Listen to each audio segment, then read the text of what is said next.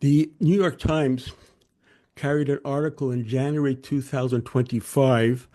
They said that the Tibetan language is being squashed, is being discriminated against, is being eliminated by the central Chinese government.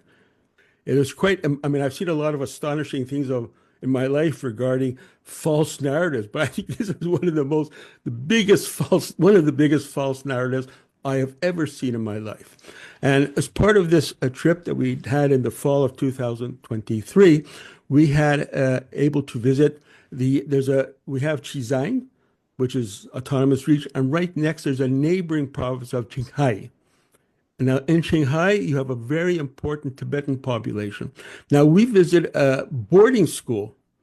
So when we were there, of course, we asked them, what are the language taught there?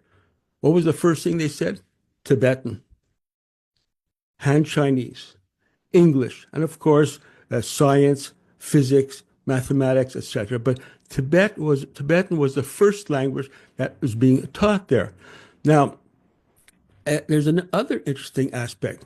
Well, suppression of are people forced to speak languages? Well, in a sense, yes. But ironically, in the areas of Xizang, in a university, at least one university, which is in the quite rural area of Xizang, where there are both Tibetans as well as Han Chinese, guess what?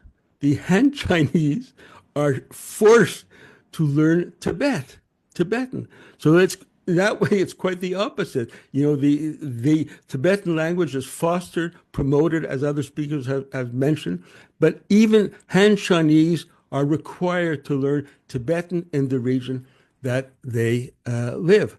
So to say that language is being suppressed in Tibet, one has to really say, by comparing to the situation that existed before, that this is not the case at all.